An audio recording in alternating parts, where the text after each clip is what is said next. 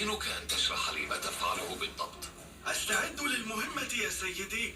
ليس من عادتك أن تستعد بهذا الشكل. لأن مهمتنا هذه المرة هي تأمين الاختبار التجريبي للقطار الجديد سهم، وأريد أن أكون مستعدا لتأمينه، فهو القطار الأول من نوعه في مدينتنا.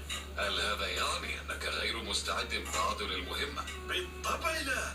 اليوم أنا أكثر شخص مستعد في العالم لهذه المهمة ولأي شيء: زلازل، براكين، حروب أو عواصف، عصابات وتشكيلات.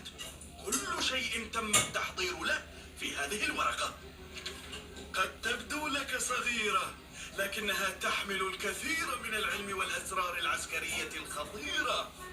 حسنا، فلنراجع المهمة معا. مهمتنا هي تأمين الاختبار التجريبي الأول للقطار سهم الفائق السرعة، فالمشروع سري للغاية، وقد وقعت بعض الهجمات من قبل لمحاولة الاطلاع على نوعية التكنولوجيا المستخدمة فيه.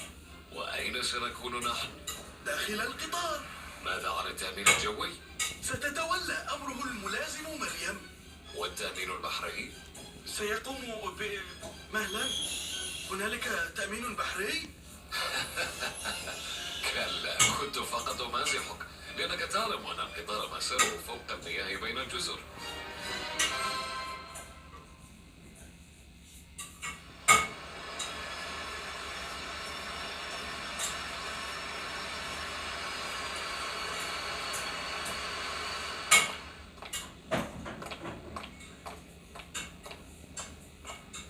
حضرة النقيب خلفان، أليس كذلك؟